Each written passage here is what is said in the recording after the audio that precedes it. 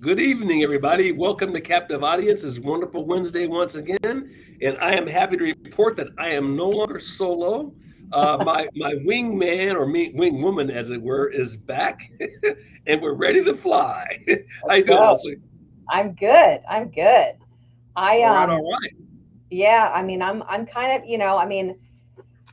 I have a topic that I'm very passionate about that I want to bring into today's conversation. I feel like I've touched on it a few times, so people might not be surprised on how I feel about this, but I've just become aware of a new saying that's called a passport bro. And I wanted to talk a little bit about what this is for those who don't know, and maybe give some perspective on it. One of the things that I think that young women today are falling victim to, and it's unfortunate because they were led into it by their aunties and their mothers and their maybe their grandmothers. But it's this whole extreme feminism that has taken hold of our gender and our society. And what started off as very positive messaging and equal opportunity messaging turned dark very quickly and angry. And and so the idea that you know women not didn't just need to fight for maybe a place at the table, but now they actually needed to squish everybody around them, and they needed to sharp elbow everybody else from away from them. And it's not just sharp elbowing of men. As a woman, as a professional woman, I can tell you that um, other professional women are can be brutal. I would at least with a man, like a group of men, you kind of know what you're dealing with. It's predictable, and kind of where the competitive edges are going to be. With women, it can be super brutal. So this whole kumbaya sisterhood that is supposed to be coming out, like, sure, there's a few, but it's tough. It can be really tough to work with strong women, well, any women really. Um, and so the way that this has affected men is that there's a new phenomenon out there called passport bros. And Don and I, Don, we were kind of talking about this a little bit earlier. It's new to me, but I guess maybe it's not actually new. But it's this idea that men have become so frustrated and so I, I don't know, demoralized when it comes to finding a woman who is interested in them as a person, and being a real partner to them, and not just kind of demanding, I want a man that's this height and this weight and wears these brands and has this amount of money, and will treat me like a queen, and I don't need to do anything. And so there's these passport bros are actually going around to the world, and kind of like the old mail order bride, but they don't really need to mail order. They just go over there and find traditional women that used to be making up our California, so our American culture. They're harder to find. And Yeah. so yeah, they're going out there, and it's even women who are complaining about, gosh, what's wrong with my girls, like, where quality women. I just the idea of it, the idea that a man is supposed to be there to kind of give, and you just ring them out and then kick them to the curb. Um, Well, well, and I'm it's sure it's kind of a not one way, natural. Yeah, it's a natural outcropping if you think about it, the de-Christianization of the country. Because once upon a time, you were looking to marry somebody for character, not for physical appearance and wealth. And that's what the materialist agenda has done over the last couple of generations. Is we've taught women to value men. We taught everybody, but we're talking specifically about the impact on women to value getting stuff and career over anything else. And so, if that is the case, how likely are they to value getting someone of character and then growing a life together? So if you meet and marry someone when you're young, let's say you're under 25 years old, you're unlikely to have been able to achieve anything in life. You're just getting started. So that guy that you're looking to date is not going to be making six figures at that point in time. All that takes a while. But what these women want to do, these these this new age post liberalism woman, I guess you want to call it, what the feminists want to do, is they want to have all the stuff now. They want the stuff that normally happens it starts to happen when you're 40 or 50. They want to get it when you're 25. We're not going to meet any guys 25, rarely, who are in that position now. So rather than develop and grow a life together, what they do is they want to party in their 20s. And then when they get 30, when I say party, you know what I mean, I think. And then when they get 30, then they want to meet that guy. But a couple of things are on. By now, number one, that guy is likely to be already about 40 because that's how old you need to be before you start achieving those kinds of material things. And B, that guy is not interested in buying a used car, to put it bluntly. So these women are now experiencing a tremendous amount of frustration because what they've done is because they've treated guys so badly. And you can, and I only hear this because I'm not in that age group. I hear from them. You ask a woman for a date in that age range, and all you hear is no. I don't want to hear. If you're not a 10 or a 9 on the physical appearance scale, and you're not over six figures, we're down to probably about 1% of the population. Those women are just telling you no. So the men are just throwing in the towel. Like, why would I put up with that? I'll just either go overseas or date women from another culture who are new to the United States, who are still traditional, and they're loving it. And so what's happening now for the first time is these young women are finding, well, I can't find anybody to date. Nobody will ask me out. Well, this is the result of you getting mad when a guy holds the door open for you. Just basic stuff that used to be traditional treatment. They don't want any of that. Well, men don't want to marry another man, right? Okay, but that's also going around on Instagram.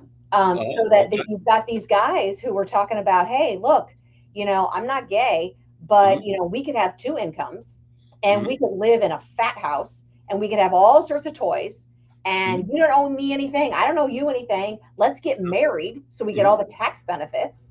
mhm. I mean, Hey. if you really want to go down, this weird, crazy rabbit hole, I Yeah. mean, Yeah, the extreme feminism has created the real disaster for these young women. What started out as fair and reasonable. Should women be able to vote? Yeah. Should they be able to compete on a level playing field in terms of jobs and that sort of? Yeah. But we've now gone to the point where they denigrate people who women who have children, for example, or women who decide to get married young, and that's been going on for quite a while. So if you were a woman in your 20s and you got married and you were single, stay-at-home mom, as I say, we were married, stay-at-home mom. These The culture has denigrated that as something that's like you're not achieving all you could be and all of that other stuff, and you're holding other women back. So it used to be feminism meant you would be able to make the choices that you would like to make, and that's fine.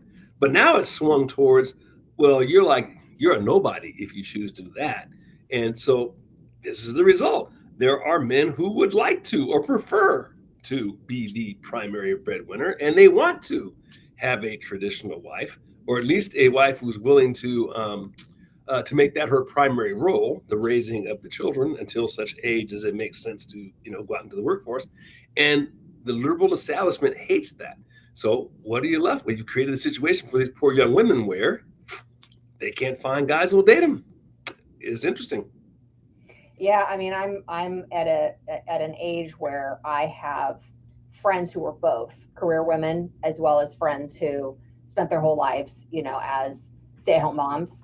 I have Hmm. friends who, were stay-at-home moms until their kids got to be a certain age and then they went out and launched their career, right? Hmm. So I mean, I'm still at an age where there are women doing all those choices. Hmm.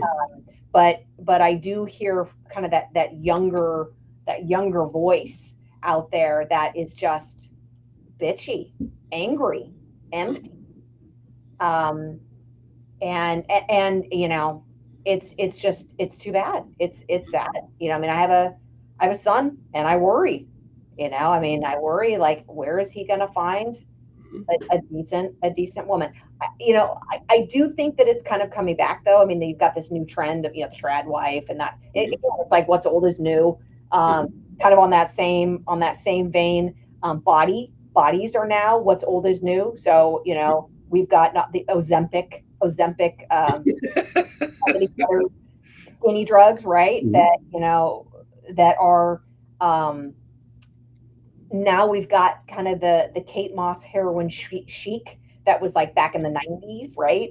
Hmm. No, actually it was in the 90s when you kind of went from like, the 50s, which was, curvy and kind of sexy and more meaty, the Monroes and the Mansfields. And then you had the 60s, which got kind of wafy. And then you had the 70s, which was a little bit still kind of lean.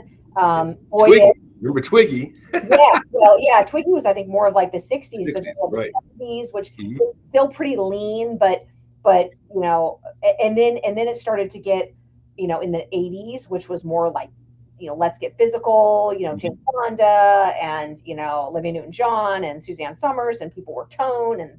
And then in the 90s, you had Kate Moss, going into, people were taking heroin and getting like super skinny. And then you had all this swing of like body positivity, like the Dove ads. Everybody's body is perfect, don't be fat shaming. And then it's and it's just kind of, I guess it's just society, right? We want what we don't have, and obviously, retail, the retail industry wants us to want what we have so that they can sell us something new. The whole objective of marketing is, I remember this back when I was in school, that the purpose of marketing is to create a need and then create a problem, create a need, and then fill it, and then they bring the solution. So the whole thing is built on keeping you dissatisfied all the time. That's one of the huge drawbacks, to the consumerist, society in which we live. Yeah. But I mean, I don't know if you're seeing in your communities shrinking people, but I'm seeing shrinking people. I'm seeing people, men and women, who are taking these weight loss drugs, and they're quickly shrinking in front of, like in the matter of weeks, they could lose 20 pounds in a month. And and they just keep going. So now it's becoming a serious phenomenon, and they're relatively new, and so I'm hesitant. I would be hesitant anyway, that there may not be some, and I have heard, I'm not going to talk about it on the air because I don't have the expertise on it, but there are potential side effects from that. Oh, sure. So one must be careful with this sort of thing, but no question about it, in the short term, they appear to be working. So it does, but I think I agree with you. It feels dangerous. It feels like it's going to become addictive for some people. Right. Yeah. And or it does something else in the body. And I'll have to do a little research next time we have one of these, because I have read about that. It's just been, there's been 5,000 other things going on, obviously. Well, maybe Kennedy will, put some of his folks on it. I mean, you saw what they're doing with vaccine, these new vaccine studies, studying the death of infants and then expanding. Oh my goodness. So, yeah, I have. Yeah. Oh, yeah. I came up with a plethora thing on that very topic to talk about for sure. Just trying to see if I can't pull up a couple of those articles. Here's one. It was a West Virginia Supreme Court allows forcing of jabs into public school kids, no religious exemption. So that is just another one of these crazy things.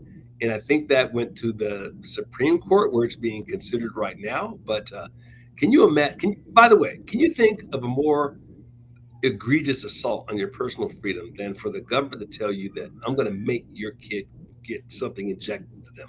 I'm talking whether it's safe or not is irrelevant. That can you think of a bigger assault on your freedom than that? I just can't believe that this is actually happening, and people are okay with that.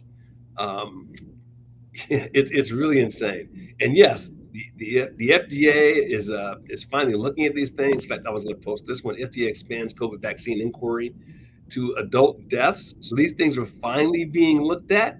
I think it was Dr. Prasad leaked a letter, cited 10 pediatric deaths out of the 96 they reviewed. Now think about that for a minute. 10 out of 96. That's approaching like 10%. It's just unbelievable that we as a society have allowed this to happen. We didn't have anybody watch. I mean, it was a nightmare. We didn't have anybody protecting us, and those of us who disagreed with it had to lie and hide.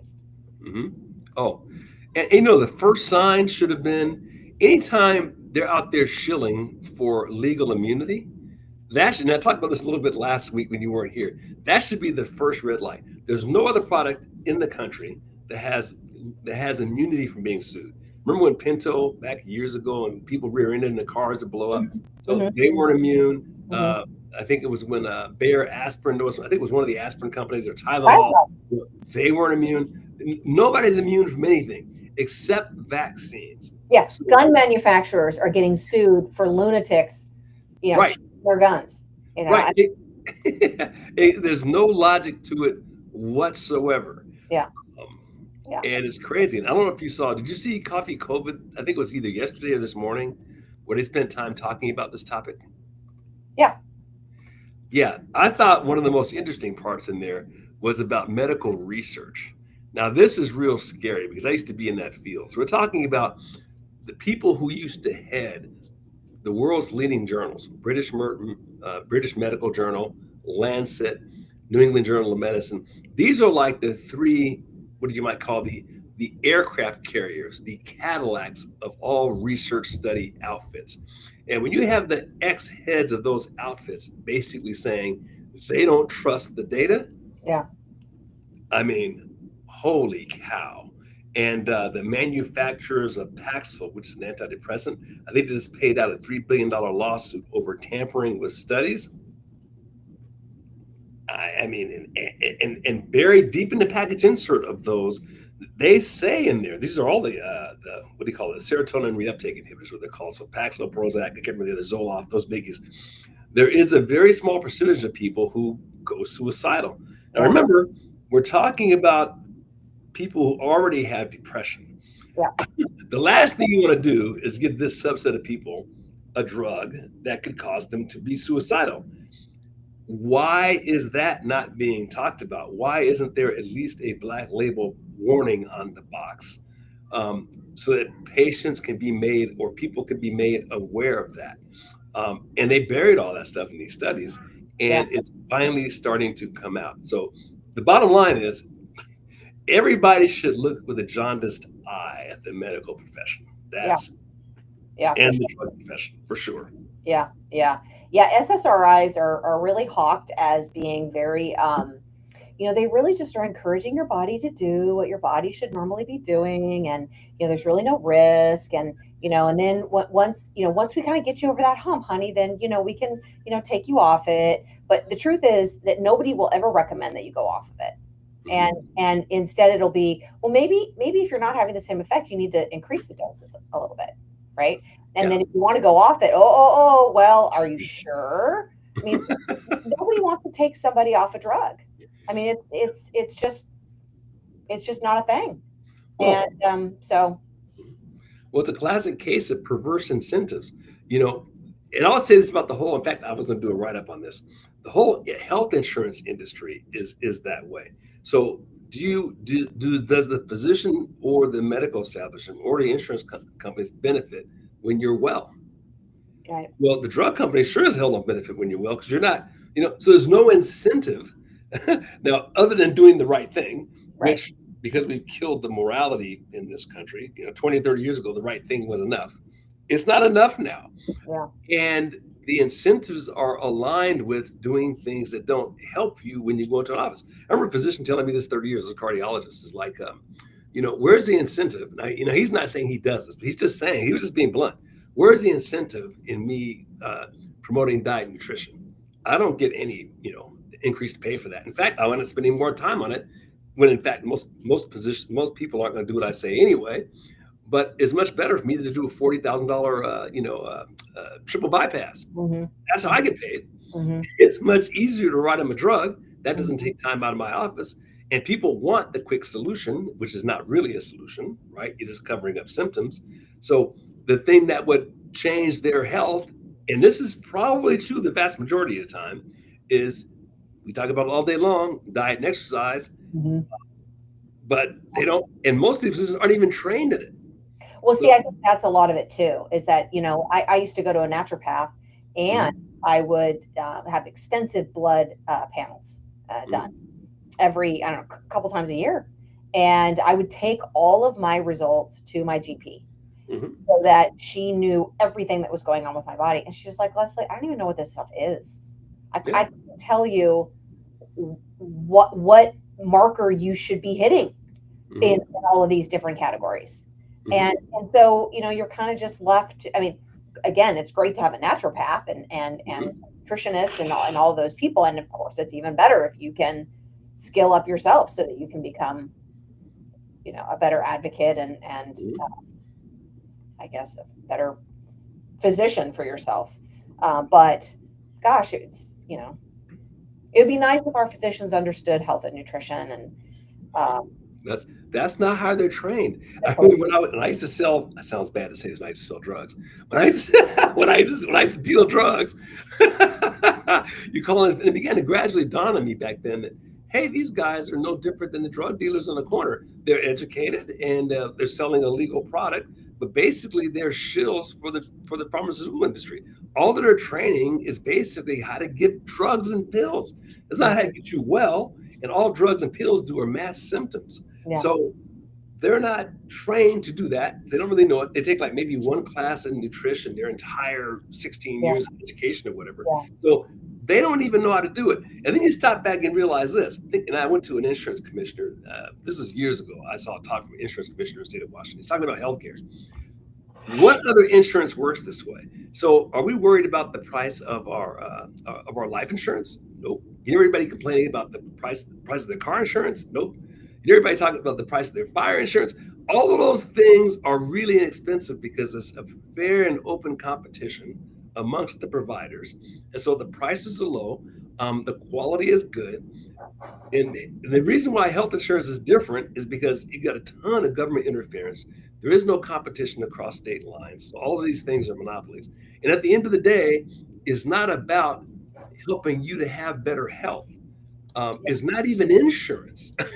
It's paying for sickness. yeah, That's yeah, so the whole conversation has to turn if we're ever going to fix that and put it back on the onus of the individual. Hey, it's like if you have a home, you don't let the roof go to hell because you know you're going to wind up paying a gigantic amount of money eventually if you don't deal with that roof. So you maintain it. The incentives are for you to maintain it. Um, and nor do you pick up the homeowners insurance company and call them because like there was a chip of paint on the side of the wall. You don't call them for that stuff. It's not worth it. Um, the health insurance needs to be treated the same way. It's for a catastrophic event that you can't pay for. You know. well, I mean, and the cost of medical care needs to come down, right? I Oh. mean, it's I mean, I was looking at, my son had his wisdom teeth out today, Mhm. okay? And we're looking at the bill in preparation of walking into the office. The non-insurance covered price was $3,900. Mhm. Yeah, and it's like that because there's no competition because the government's like made it so there can't be competition across state lines. There's multiple other reasons, but that's like the biggest one. And so whenever you have no competition, you wind up with a monopoly, only a handful of players. It happens like that every time. Yeah, So there's no incentive yeah, to fix yeah, it. yeah, Most people they can't even tell you what it really costs anymore. yeah. Oh no, no, no, no. And right, you're right. And the prices are so different. You can go from provider to provider, state to state, country. I mean, we're so close to the border. I'm close to the border. I mean, I know lots of people that go down to Tijuana for their dental care. Sure. And I mean, I don't because I don't even know where to look. But it's. I mean, we could do better. We should do better. Yeah. Yeah. Well, like many things, the pendulum has to go so far. It's unfortunate it's like that. It has to get to be so painful that people actually, before people will actually change. It's the same reason I think about the stop sign in the corner near my house. They wouldn't put, it's obvious a stop sign needed to be there. They wouldn't put it there. Finally, some kid got run over by a car. Now there's a red light. Imagine that. You've been told over and over and over again, this is a dangerous corner. But until somebody gets run over, and that's pretty much how the way things are, So sad. So sad. what can you say? Yeah, what can you say? But there's I have faith and hope. There's so many things that are going on with Kennedy. I almost said the Kennedy administration, but the this whole health care initiative that he's putting into place. There's so many things changing. There's so many legal things coming, Yep. and finally now for the first time we can actually talk about that there are that there is a potential correlation between not just the COVID vaccine, but all of these vaccines. Yeah. They need to be reevaluated. It's not to say that they should all be tossed to the winds, but it says for sure they should be reevaluated. And one of the classic ones, I think this might have been in an article too, is about, I think it was a hepatitis. Yeah, they given the yeah, right, with the newborns. Yeah. The newborns, yeah. Like, Yeah. what in the world are we thinking? I Yeah. mean, so what is the risk? So, and I remember having this conversation years ago. So you need to have this vaccine because, if because the whole thing was you're engaging in risky behavior. Well, my 4-year-old's not engaging in risky behavior, but well, you might be going to a restaurant and the restaurant employees might be engaging in risky behavior. And then you stop and think about it and you think, huh, the last time I checked, that's not transmitted through food or in the air. No. I mean, it's just the most ludicrous justification to sell more vaccines. Well, I don't even think they explain it. I mean, in a realistic way. I mean, I can remember going in with and I might have already talked about this, but my daughter was 12 or 13 or whatever age, and they wanted her to get what's the they want the what's the vaccine that they give to the preteens because it's going to prevent some forms of cervical cancer. Yes, I know. I don't know the name of it, but I remember that. I remember my daughter was in the same age group. Yeah. Yeah, and the pediatrician was pushing it, and I held off, and then she came back in harder on another visit, and she started to kind of give me this whole like you're not being a good mom, kind of speech. You're being reckless with your daughter's health and her safety. And I just looked at her and I was like, this is to protect my daughter against having sex, having with somebody who's infected. My daughter's not having sex. She's 12. She's the straightest arrow you'll ever meet. She's not. And then she leaned into it like, well, maybe she wouldn't be choosing to have sex. Now you're telling me that my daughter might get raped, and so I need to protect. I mean, wildest conversation. And obviously I stood firm, and I was like, I'm not doing that. And by the way, stop it. Like, yeah. There's so many other things that I need to be worried about. This is not one of them. And the fact that you're pushing this on me when you just can't really explain the most basic things.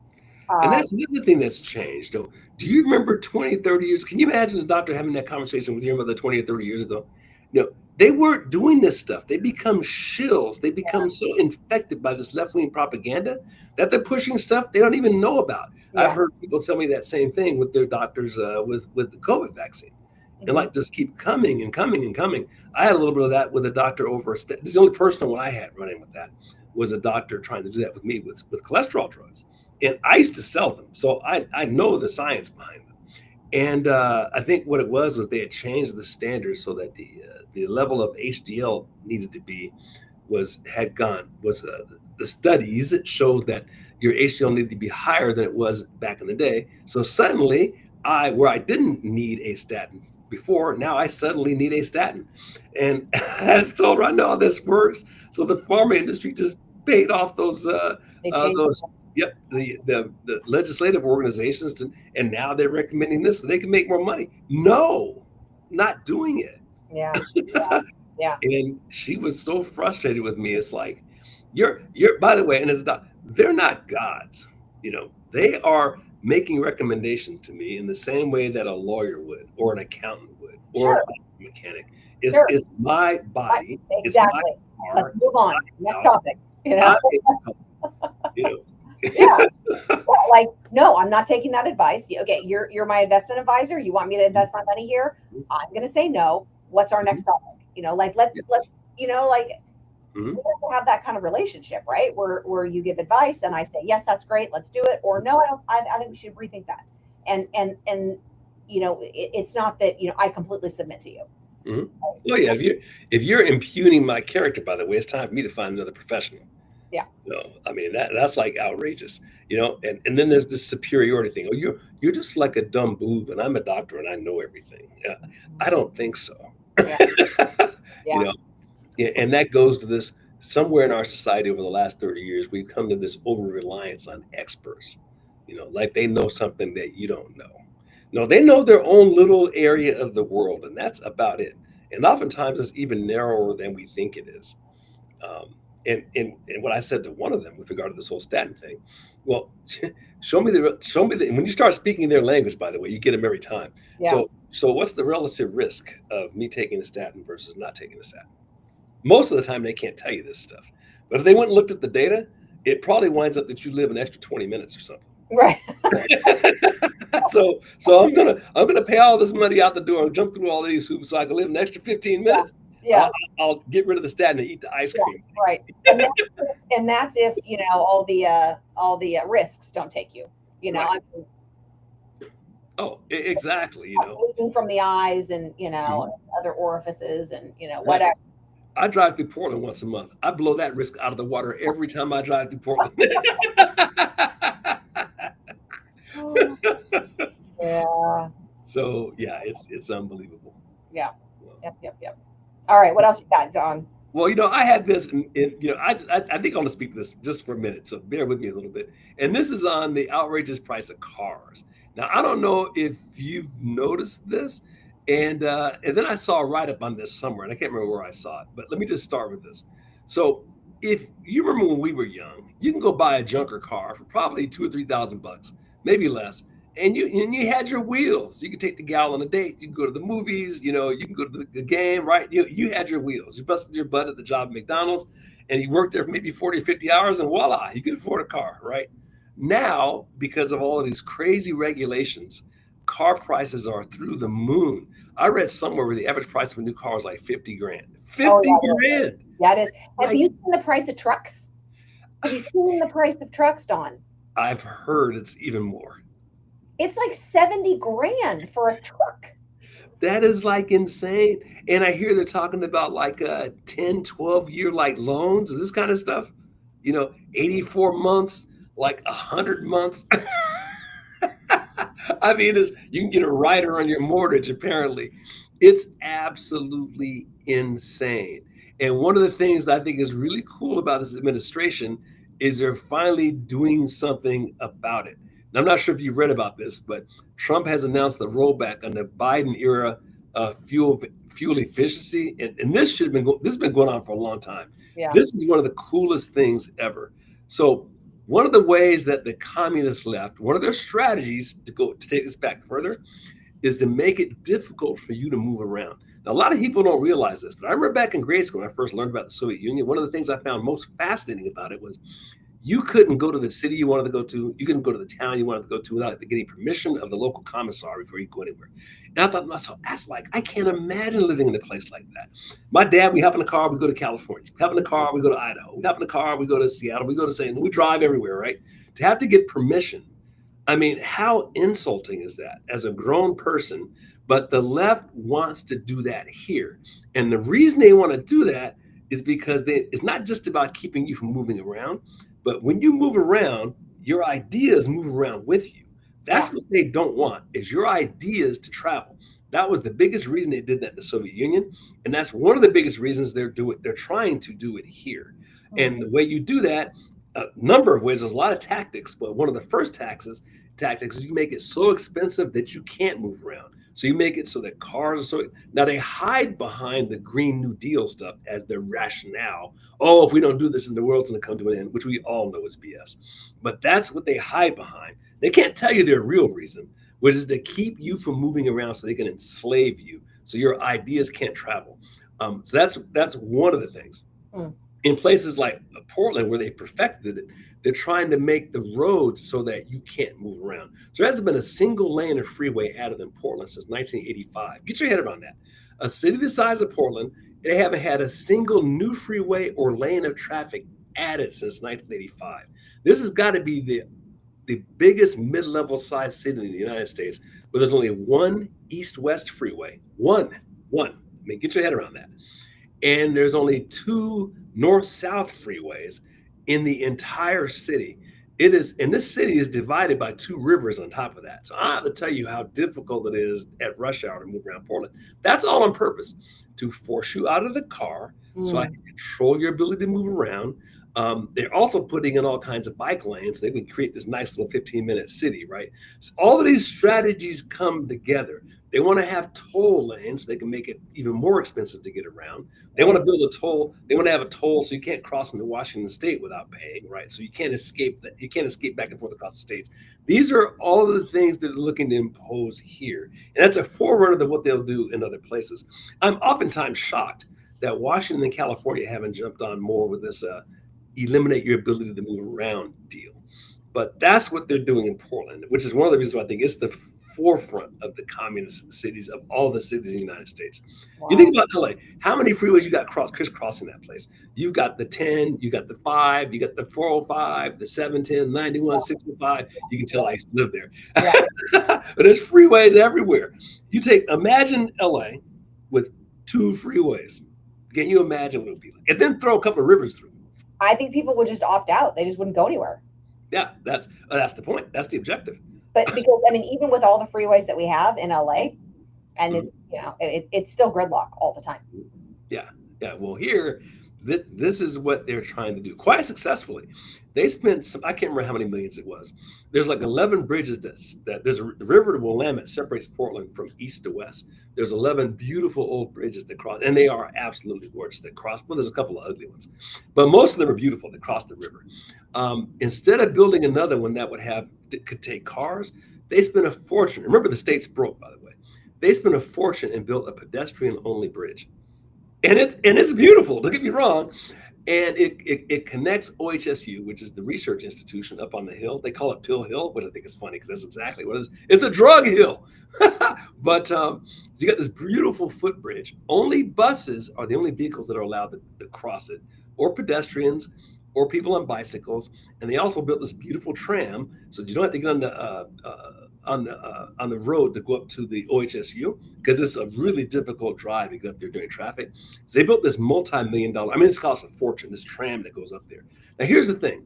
So you took money for the east side, from the east side dwellers of the city, where the potholes are deep enough for you to like fall in, right? But they won't fix any of that. And trailers are parked all over the place, right? So we're going to take money from those people and give it to these people who, by the way, this is where the doctors and lawyers and all those guys live, right? So we're financing their ability to move around and have life free and easy. As usual, it's the leftist elites who line their pockets and don't feel the consequences of their horrendous decisions. But the people on the east side, this would be the Portland equivalent to what? How about Hawaiian Gardens? Right, if you know LA, that would be the equivalent, and that's what's happening. And this is true all over the United States, but this is just Portland on steroids. Yeah, yeah. So, Well, in California, instead of I mean, our roads are terrible.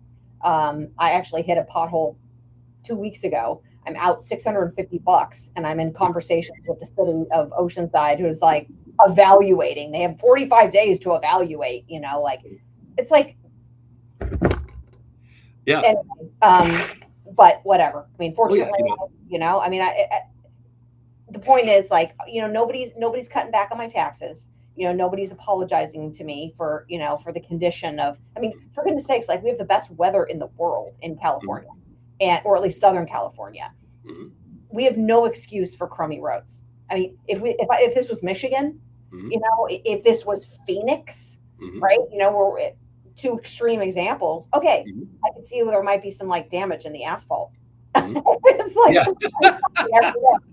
you don't put salt in the roads. I mean, there's none of that out west, right? Yeah. There's no excuse to have this. We got potholes in East Portland. If it's raining and you fall on them, if you're not 5 feet tall, you might drown.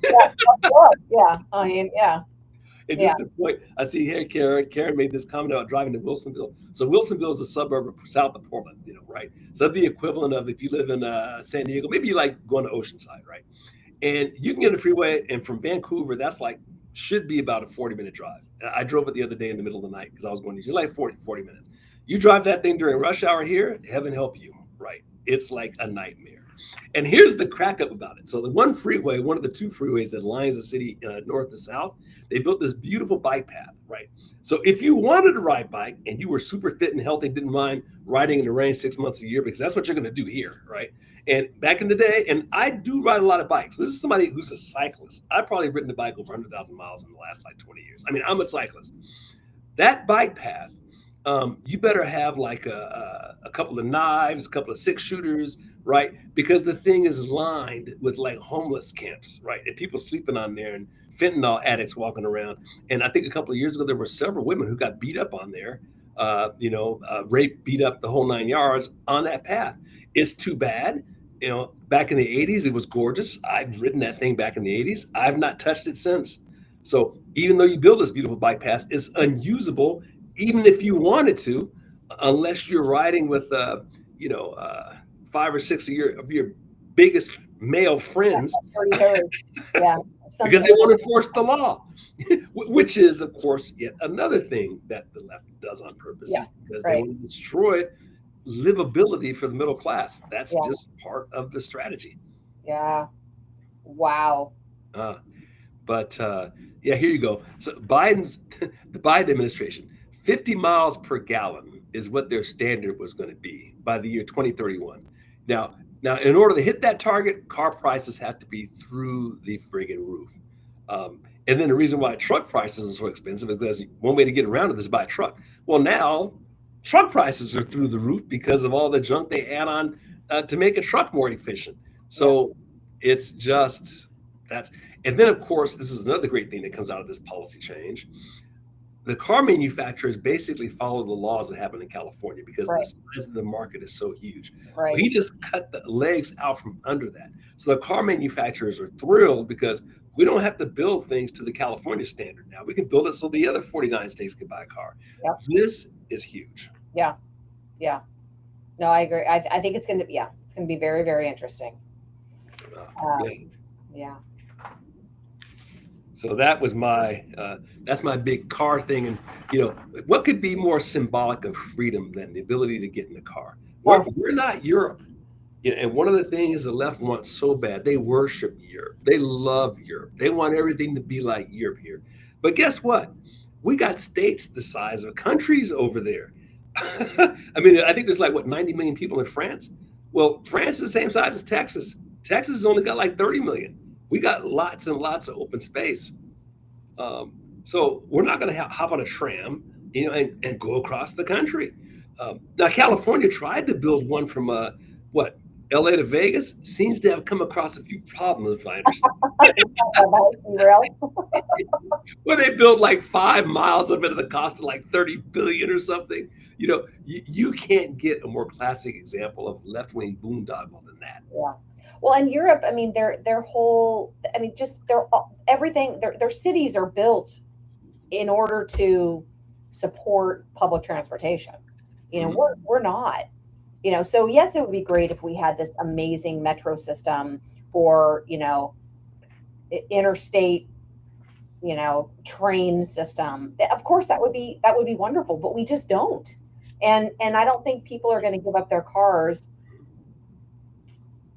and take advantage of that. I mean, right now, I think the idea of a train ride and a multi-state train ride where you're in a sleeper car, it feels very romantic. It feels very, I don't know, like early, early America, right? The Orient Express, just the Glacier Express. I mean, it's just something that you do to be luxurious and for an adventure. It's not something that you do in order to like realistically and affordably get from place to place in America. Well, it's cool for vacation, Yeah. right? But you figure the difference from Paris to Madrid, what is that? Maybe 700 or 800 miles or something. Well, hell, I can't even get to Sacramento in that amount of time. I didn't even cross one state. When you look at and there's these videos of Europeans when they first come to the United States and learn about the size of it, they're utterly shocked Yeah. at how big it is. We forget this because we take it for granted. Yeah. But if you put Rhode Island in Europe, it'd be bigger than like half the countries. Yeah. It's like our smallest state. Right. Yeah. And Yeah. the other side to this too is just the left hates our culture, and our culture is one of freedom. Yeah. And we like open spaces, and we don't want to live like a bunch of rabbits like they do in Europe. Yeah. I remember one of the friends I went to college with. He's German, and he went to I can't think of the name of the town now. It's killing me. It's one of the main cities in Germany though, and he was paying at that time. I think it was around a couple $100,000. Now this is like the mid '80s for a flat. which was maybe 1,200 feet. And my wife and I bought our first house, and our first house was like 1,200 feet, right? And he came to visit, and he couldn't believe it. And our first house wasn't as much as his flat. And we were just, as we had a backyard flat. It was like, a modest house in North Long Beach. And he couldn't believe it, right? And he made like a fortune in terms of dollars, but the taxation in Germany is like, he was telling, is outrageous. It's like Yeah. 60 or something, right? Yeah. Yeah.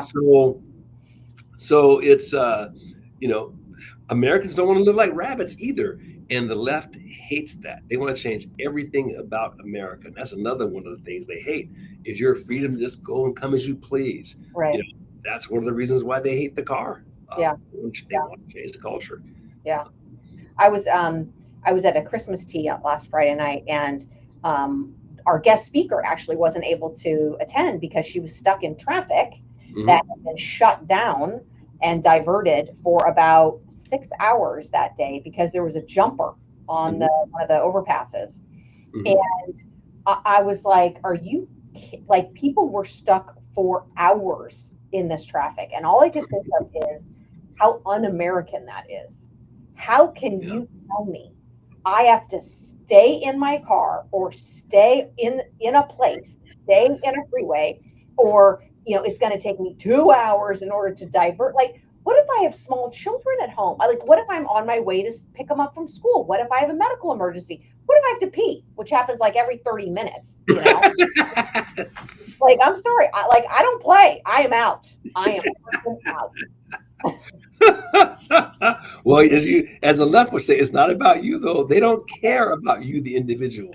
It's for the common good, they'll say, right?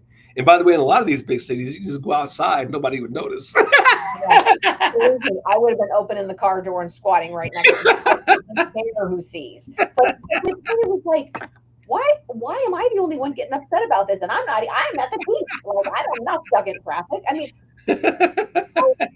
that our government officials and traffic diversion planners, like, how is this still a thing? Wait on the freeway for 3 hours. I mean, take the guy and take him down. I mean, why is he allowed to decide, all of our fate? I don't know. I don't know. I didn't get it. I don't get it. Yeah. Well, you saw what they did with the protesters. Let them lay on the freeway and block traffic for hours and hours and hours. Because, that's true. Not everywhere. Which gets to our leadership doesn't share the same values of the citizenry. That's another one of these things. If you look at the leaders in a lot of these political offices, and you think to yourself, there's no way that the people they represent are like that. You take, for example, I can't remember the name of the crazy one in Texas. Well, there's lots of crazy ones, but her behavior is so narcissistic that you can't believe it. The representative in Minneapolis, the Somalian, insane. Ilhan Omar. Ilhan Omar. Oh, Crockett is the one I was thinking of in Texas, right? The general citizenry does not behave that way. They really don't. You can walk around your neighborhood, even like a blue area, like in the state where you are in, then the county I am is what you might call more purple, right? But even the nut jobs here, they're not doing that stuff. But the people who represent us are the most immoral of the bunch, generally speaking. And they're doing things that the regular citizen would never do. And I think the Epstein Island is a classic example of that. That is left to their own devices. They can get away with it without anybody looking at them. That's what they would do. Yeah. I'm not saying we're as moral as we were 50 years ago or 60 years ago, but we're not that. And we need to get back to actually looking and electing officials who more mirror our values. I mean, even Oregon, as crazy as Oregon is, it's not that crazy. I'm sorry, go ahead. Well, first of all, I mean, there's so many obstacles to that, but we also have to get used to the idea that the people that we elect are flawed because we are. And so, judging them based on, well, who's the better looking one, or who's more eloquent, or who's this or who's that, you have to just say, no, I want a jury of my peers. That's who I want in my, in elected office. I want people that are going to have the same concerns and weaknesses that I have. who is going to most look like me, so that I know when they make decisions, they're probably going to be thinking like me. Yeah. Well, ultimately, you use the word thinking. That's the key word, right? We've got to, I call it, we got to get to what I'll call evidence-based voting. Just like we have evidence-based medicine, evidence-based Yeah. reasoning, evidence-based voting, which means instead of having basically a beauty pageant where two people debate each other and we pick the one that sounds the best or looks the best, that's essentially what we do.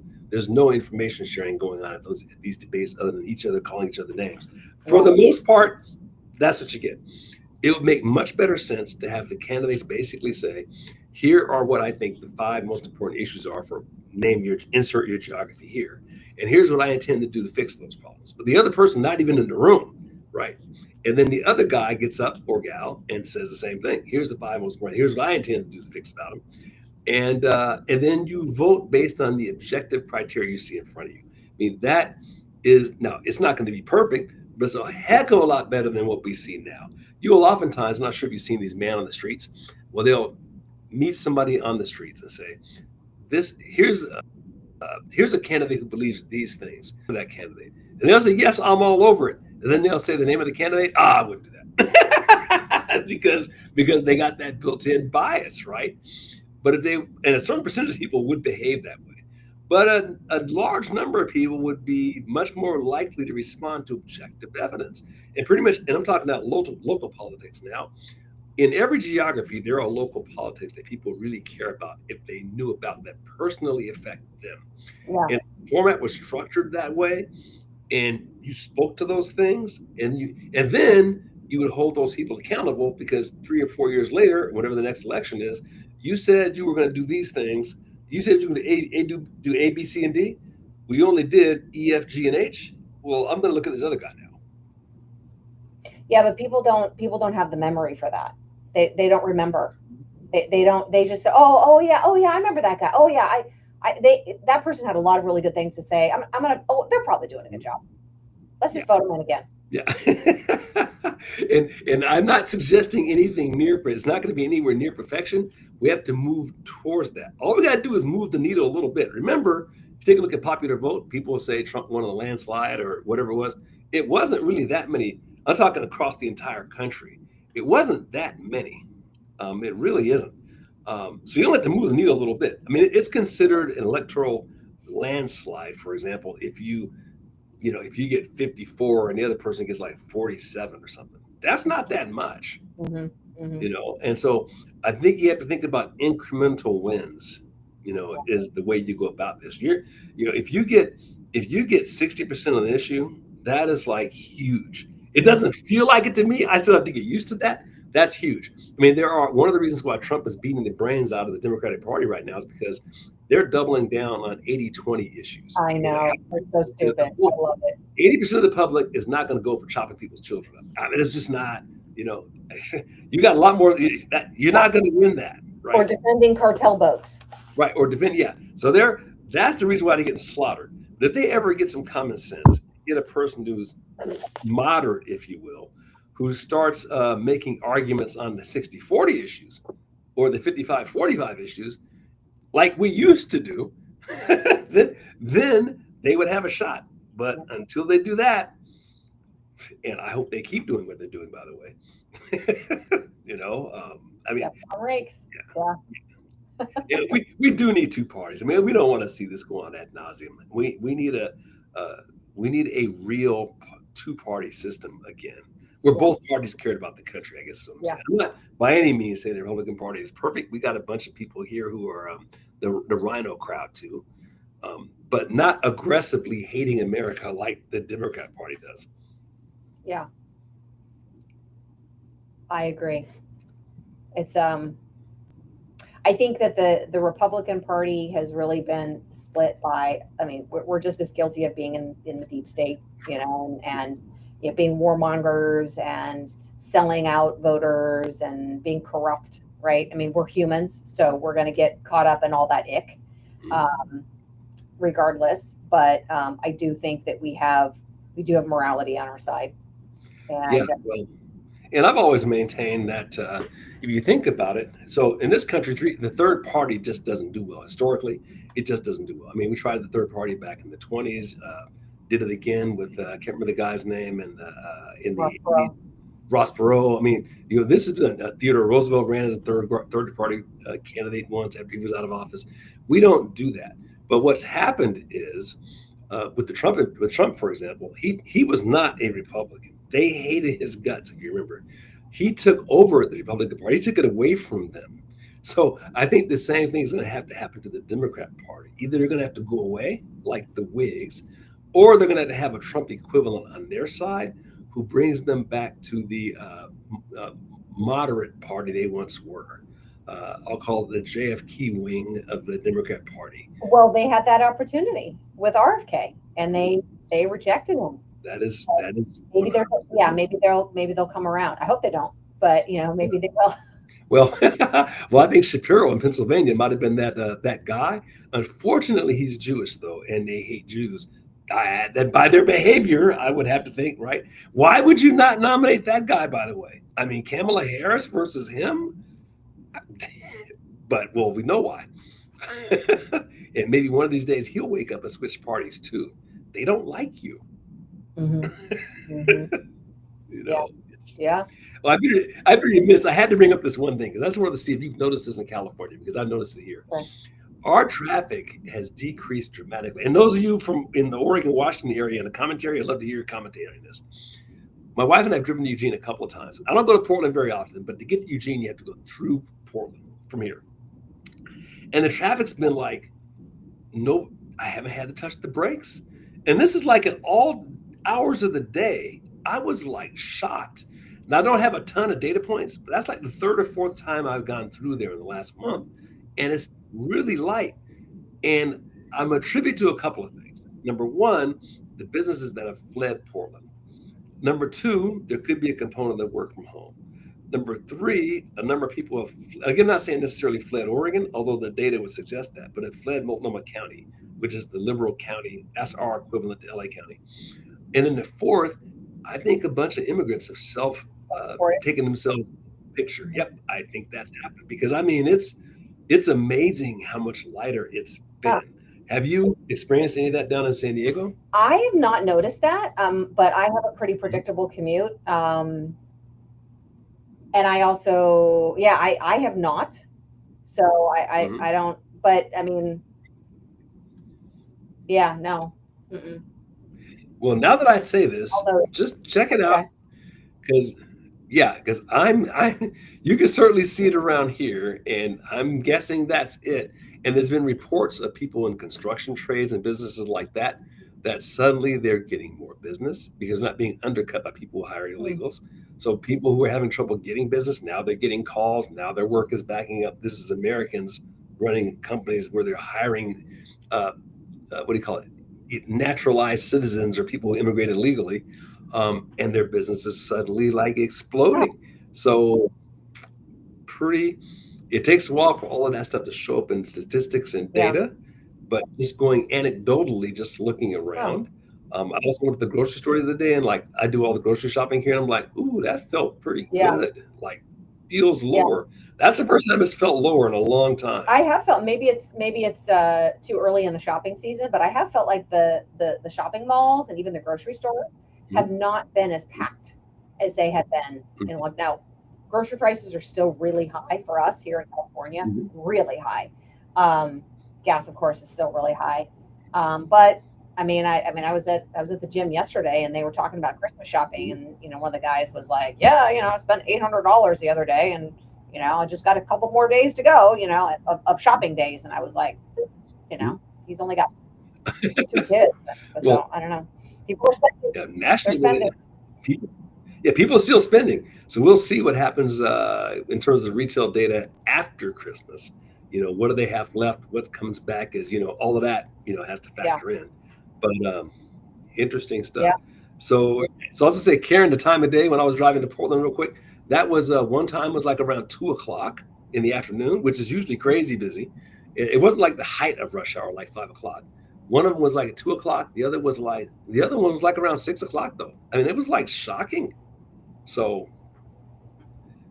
Just a couple of data points, and like I drive it every day, but I think it's pretty interesting because it used to be a parking lot. Wow. So maybe they don't need to build any more freeways. If they get rid of all the illegals, there'll be plenty of room. Isn't that so wonderful? There I you love go. hearing those ads that Kristi Noem is running. I mean, I'm like, God bless America. Now, Yes. if Oh, you are here illegally, we will find you. If you don't, yes. we encourage you to self-deport. I mean, she's Yeah. such a badass. I just love her. So yeah, I'm so tired of people tiptoeing. I love the fact that we got an administration that just calls it like Yeah. it is, right? Oh, so awesome. All right. Well, you're not going to believe this, my friend, but it's 7:01. We did it again. So, everybody, thank you once again for providing Leslie and I with a great hour of entertainment. Oh, were you entertained too? Well, that's a nice byproduct. I'm glad for you.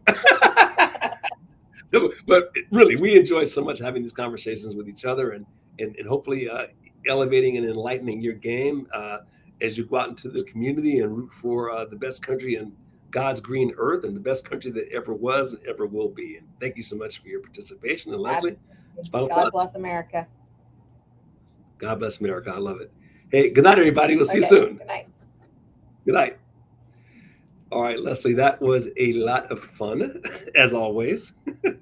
But yeah, I'll send you a couple. There's a couple of people on the topic that you talked about earlier with regard to the Kevin Samuel. what's going on with women. I think Yeah. you'll find fascinating.